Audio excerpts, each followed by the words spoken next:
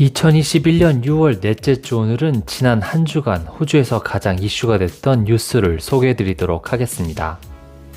MKL 시드니입니다.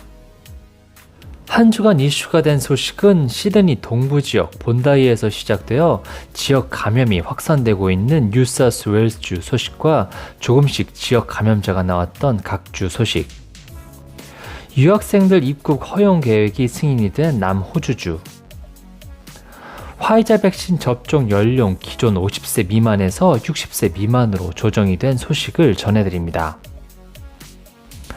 그동안 안정화를 보였던 뉴사우스웨일스주에서 코로나 지역 감염 확진자가 나오며 확산세에 있습니다. 이번 확진자 확산은 국제선 승무원들을 이송하는 리무진 차량 운전자인 본다이에 사는 60대 남성이 코로나 양성 판정을 받은 것으로 시작이 되었는데요. 이 첫 번째 확진자는 전염성이 높은 인도에서 시작된 델타 변종 바이러스에 감염된 것으로 확인이 됐습니다. 시드니 동부 본다이에서 시작된 이번 감염은 관련 확진자가 총 9명으로 늘어났습니다.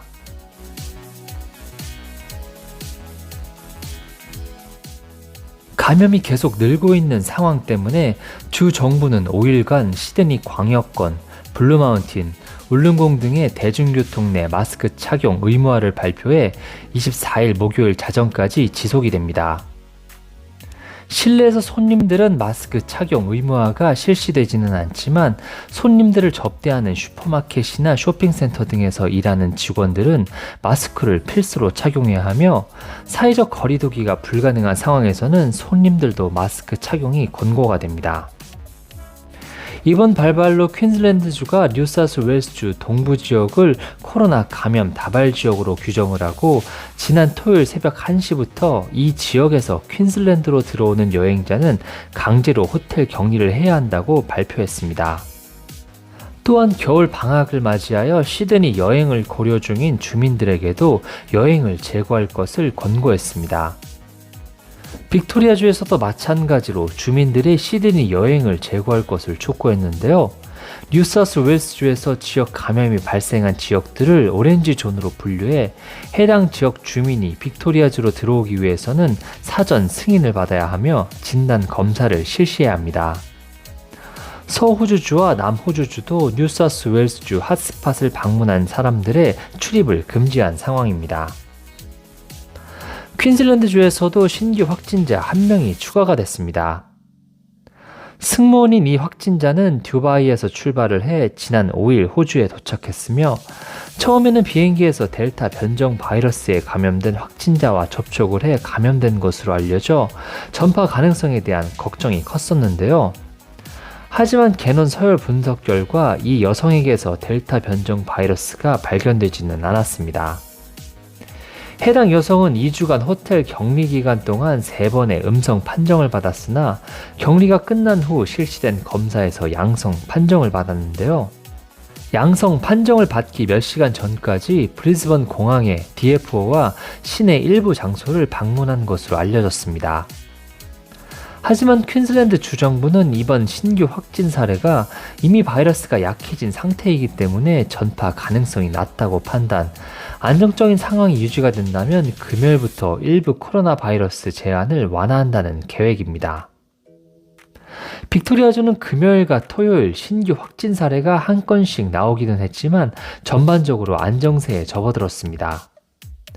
오늘 오전 발표에도 지역 감염자 1명이 보고가 됐지만 이미 알려진 확진자의 근접 접촉자로 감염 기간 내내 격리되어 있었던 것으로 파악이 됐습니다. 이 같은 안정세 덕분에 멜번은 추가적인 완화 조치가 시행이 됐는데요. 25km 이상 이동 제한 조치가 해제가 되고 이유에 상관없이 외출 제한은 없어졌습니다. 야외에서 마스크 착용은 더 이상 의무화가 되지 않지만 실내에서는 여전히 마스크를 착용해야 합니다. 각 가정에 초대할 수 있는 사람의 수는 성인 2명과 동반 자녀로 늘어났고 야외 모임도 20명까지 허용이 됐습니다. 또한 헬스클럽, 실내 엔터테인먼트 등도 운영을 재개합니다. 유학생들이 남호주주로 돌아올 수 있도록 하는 격리 허브 계획을 연방 정부가 승인을 했습니다. 유학생들을 위한 특별 시설이 허가됨에 따라 남호주 유학생들이 곧 호주로 돌아올 것으로 기대되고 있는데요. 남호주주 주 정부는 애들레이드 북부에 있는 파라필드 공항의 시설을 이용해 160명까지 격리를 시키겠다는 계획이며 유학생들은 입국 후 2주 동안 격리를 실시하게 됩니다. 이번 유학생들 입국 허가는 기존 해외에서 입국하는 호주인들 격리 프로그램과 별도로 운영이 되는데요. 해외에서 귀국한 호주인들은 계속해서 애들레이드 메디호텔을 이용하게 되고 귀국 유학생들만 별도로 해당 격리 여부를 이용하게 됩니다. 연방 정부가 화이자 백신 접종 대상의 연령을 기존 50세 미만에서 60세 미만으로 상향 조정함에 따라 앞으로 호주에서 40세에서 59세 사이는 화이자 백신을 맞을 수 있게 됐습니다. 해당 조치는 호주 50대 시민이 아스트라제네카 백신 접종을 받은 뒤 희귀 혈전 부작용으로 사망했기 때문인데요.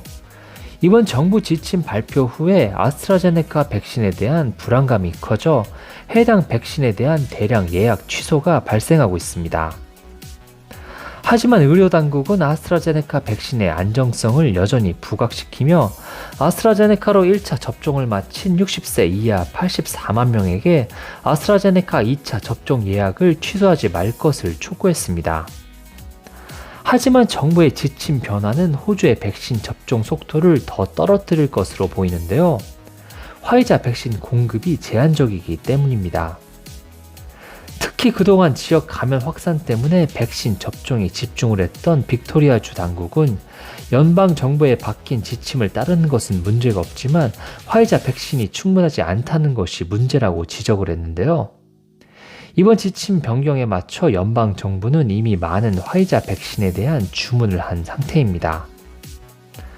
하지만 호주 연방 수석 의료관은 백신 지침 변화가 아스트라제네카 백신의 혈전 부작용 때문에 생겼던 백신 접종의 주저함을 다소 해소시켜 줄 것으로 기대한다고 밝혔습니다. 호주의 실업률이 팬데믹 이전 수준인 5.1%로 떨어졌습니다. 5월 실업률은 4월 5.5%에 비해 0.4%가 내려갔는데요.